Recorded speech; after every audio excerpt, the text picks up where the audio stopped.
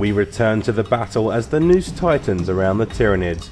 Can the bugs bite back? Let's find out in Tyranid turn 3. The Trigon fails yet another reserve roll, bad luck. And the Hive Tyrant takes a psychic test there, passing on a 5 before using Iron Arm to get himself to Strength and Toughness 7. He then is supposed to actually use 3 dice to move through difficult terrain here, but only uses 2, but nevertheless still gets 5 inches towards Urian Rakarth with his bone sword at the ready. Tyrant Guard in tow. The last 2 Hive Guard take a new position, looking very isolated in the centre of the field now. Shooting begins with the Hive Guard gunning for Urian's squad with their strength 8 shots.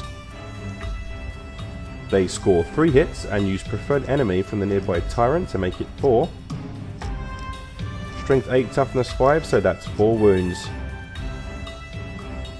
First lookout Sir roll for Urian then, which succeeds. He bounces the wound to the nearby Grotesque. Feel no pain for the Grotesque, which succeeds. So they both survive. Another wound now being lookout Sird. That also succeeds. 1 wound on the Grotesque, can it make it feel no pain? And it's down. Urian stands alone. 2 wounds left in the pool and he only has feel no pains, or he could be dead. He has to make at least 1 of these 5 pluses here. Scurry's optimistic. Can he do it? And he makes 1. Somehow he survives. Urian stands strong. 1 wound left for the Dark Eldar Warlord. The Hive Tyrant tries to finish him off with his heavy venom cannon now. It is strength 9, so it's a deadly weapon. But that's a bad miss. That scatters way off target. Meanwhile, the Swarm assault the last Cabalites who get their overwatch. They do manage 1 hit, but fail to wound. Will the Hormagaunts make it into the assault? And yes they do. That's how we charge with Tyranids. They're all in. They've got loads of attacks and they get to reroll misses of 1 due to Scything Talons, so sheer volume of hits here. Strength 4 on the charge with poison, so 3s to wound re-rolling. A lot of saves to be made for the Dark Eldar, 12 in total. They do get to attack back though. The Cabalite Warriors manage to get 3 wounds through, but Ryan makes 2 saves. Finally getting a bit of good luck with his dice. The Hormagaunts win that battle and consolidate 2 inches. Victory for the Tyranids in the valley then, as we head forward into the next turn. Let's see what devilry the Dark Eldar can cook up. A shadow in the sky heralds the arrival of the Razorwing. This could be deadly. Missiles are locked and loaded. In the Scouring, the Scourges are scoring, so they move up to that objective there, tucked behind the ruin by tabletop battle terrain. We do have to roll to see what this objective is, and it's a grab well generator. Urian Rakarth regains a wound as per his special rule and moves towards the Hive Tyrant. He's got 2 wounds now. I smell a showdown.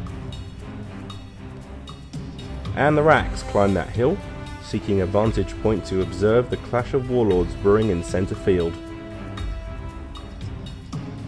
The Venoms skip about, heading over the walls and ruins there, lining up new shots. And the Talos and Kronos lumber around. Both of these units have played really great support roles for the Dark Eldar in this battle. The Raider moves. And we start shooting with monocyte missiles at the Tyranid's last scoring unit. 2 missiles coming in. The first one misses. And the second missile now also scatters off target. Very lucky. They do have a rapid fire splinter rifle on there as well though, so we'll see what that can do. And that misses both shots. A lance though actually hits. He manages to get 1 through and wounds, so that's 1 dead Hormagaunt. The Kronos uses his big blast now. The Dark Eldar are really raining pain on this unit. He'll only be able to kill a few of them, and some of them may get cover from the area terrain. But that's a direct hit. Forced to kill them now. Those guys fail their cover saves and die. He gets a pain token, which he passes to the HQ, who's now on 4, I believe. The Venom snipes now, going for the Hive Guard. There's a whole array of weapons on this. He makes 7 hits and 4 wounds. Armor saves for the Hive Guard now, needing 4s. And 3 of them have failed. 1 Hive Guard is killed outright and the other is reduced to 1 wound.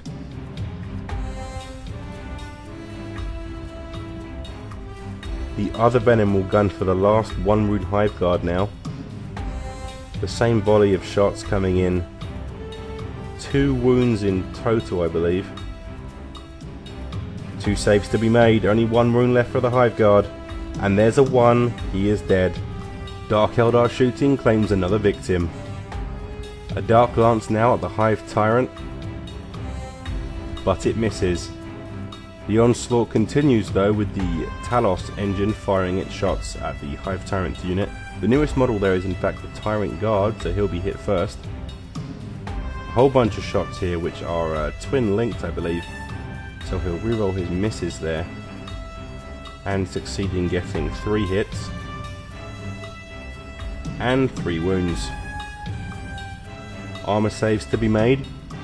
And the Tyrant Guard takes a wound, he's down to 1.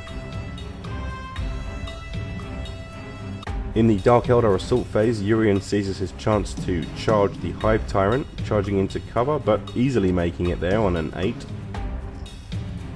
And the first thing he does when he arrives is throw down the gauntlet. We have a Warlord on Warlord challenge. Urian has some really interesting war gear actually, and the first thing he does is use his clone field, which negates D3 hits from the Hive Tyrant. So that majorly scuppers the Hive Tyrant's combat abilities right from the start. The Hive Tyrant strikes first then, as his Lash Rip makes Urian initiative 1. He has 4 attacks,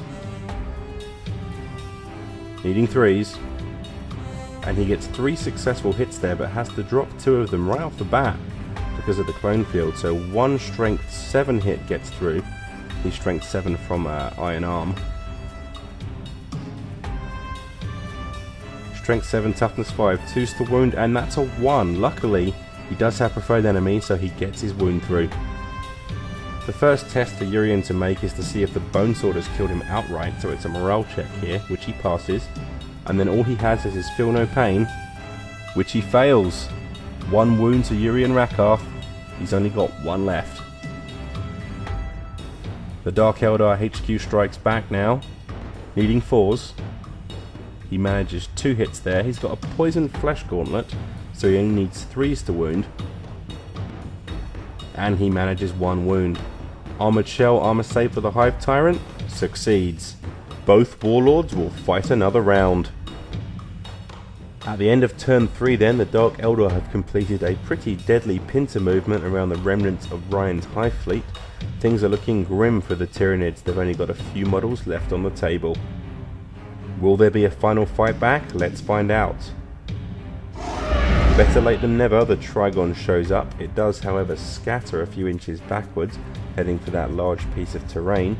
He can't assault this turn anyway, only shoot. And the Hive Tyrant takes a slightly premature psych test for a power he'll be using later in the turn.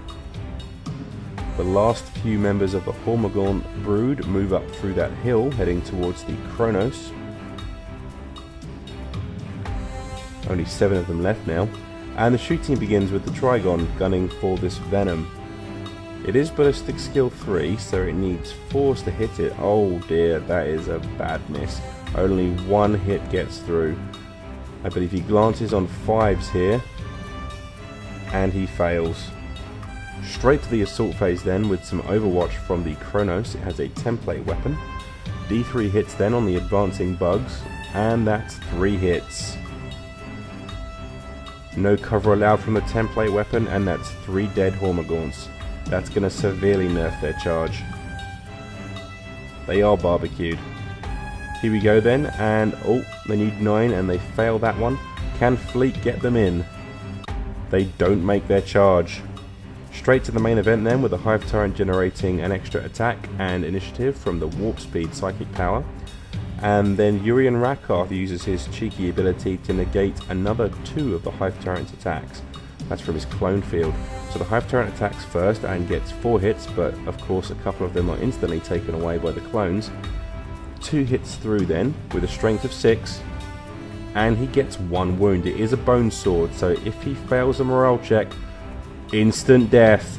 Urian Rakarth has just been slain with a single shot from the bone sword. That's a Warlord kill for the Tyranids. The Hive Tyrant consolidates and is king of the hill. Unfortunately, he can't claim that objective though. Good job.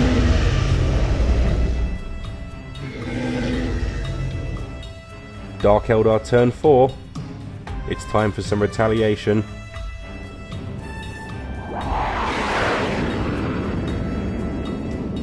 This Kronos nears the last of its prey. And the Skimmers maneuver, starting with the Venoms here, just bombing around the terrain, lining up their final shots. The Rax decides to get back on their transport, the Raider.